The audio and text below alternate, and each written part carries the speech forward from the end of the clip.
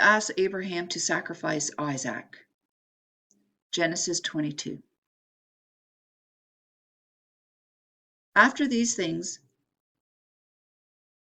God tested Abraham and said to him, Abraham, and he said, Here I am. He said, Take your son, your only son Isaac, whom you love, and go to the land of Moriah, and offer him there as a burnt offering on one of the mountains of which I shall tell you. Abraham immediately responded, Here I am, which reminds us of the responses of Moses and Samuel when they were called by name, when they were called by the Lord.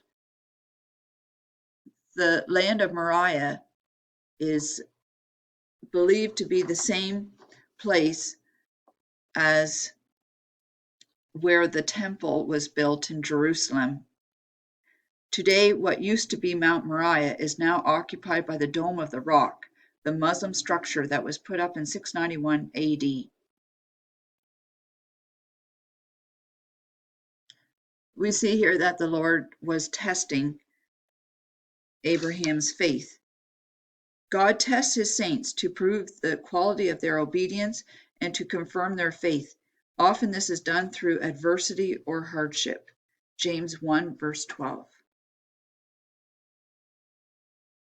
So Abraham rose early in the morning, saddled his donkey, and took 2 of his young men with him and his son Isaac. And he cut the wood for the burnt offering, and arose and went to the place of which God had told him. On the 3rd day, Abraham lifted up his eyes and saw the place from afar. Then Abraham said to his young men, Stay here with the donkey.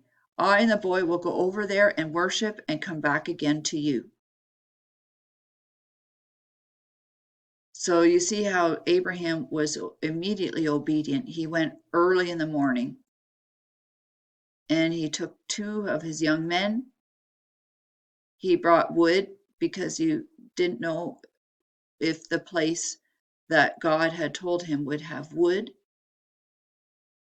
And it was a 3-day journey. It says on the 3rd day, Abraham lifted up his eyes. The distance between Beersheba and Jerusalem was 80 to 100 kilometers. He assured the 2 young men that he would come back again with Isaac, because in Hebrews 11, verse 19, it says, He considered that God was able even to raise him from the dead, from which, figuratively speaking, he did receive him back.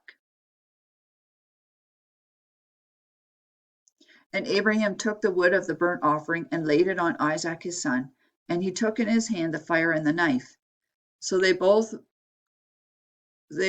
went both of them together. And Isaac said to his father Abraham, My father. And he said, Here I am, my son. He said, Behold the fire and the wood, but where is the lamb for a burnt offering? Abraham said, God will provide for himself the lamb for a burnt offering, my son. So they went both of them together. When they came to the place of which God had told him, Abraham built the altar there and laid the wood in order, and bound Isaac his son and laid him on the altar on top of the wood. Then Abraham reached out his hand and took the knife to slaughter his son. But the angel of the Lord called to him from heaven and said, Abraham, Abraham. And he said, Here I am. He said, Do not lay your hand on the boy or do anything to him, for now I know that you fear God, seeing that you have not withheld your son, your only son, from me.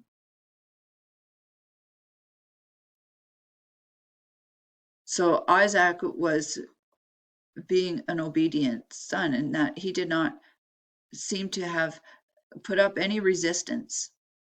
And Abraham also showed himself to be obedient to the Lord by doing this to his one and only son. This was a foreshadowing of what God would do in giving up his one and only son. This was the son of the promise. Abraham did have one more son, but this was the son of the promise.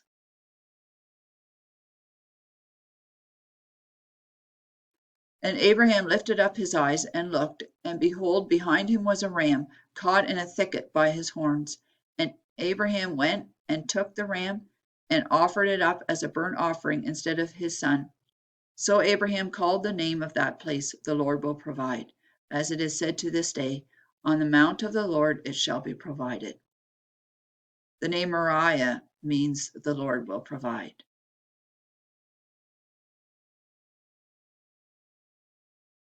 In the same way that the ram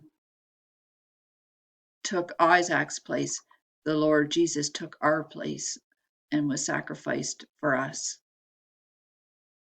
And the angel of the Lord called to Abraham a second time from heaven, and said, "By myself I have sworn, declares the Lord, because you have done this, and have not withheld your son, your only son, I will surely bless you, and I will surely multiply your offspring as the stars of heaven, and as the sand that is on the seashore. And your offspring shall possess the gate of his enemies, and in your offspring all the nations of the earth be blessed, because you have obeyed my voice." So Abraham returned to his young men, and they arose and went together to Beersheba, and Abraham lived at Beersheba.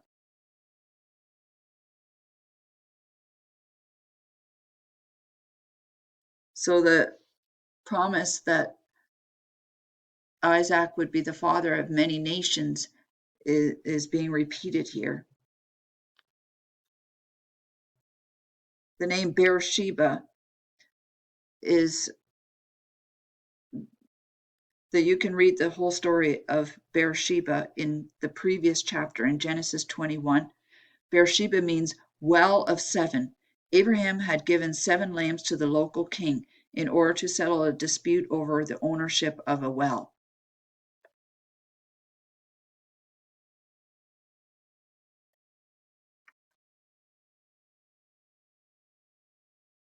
This story shows how the Lord tested Abraham's faith and provided for him the sacrificial lamb, which pointed clearly to God's provision of the Lamb of God, namely his only Son, Jesus Christ.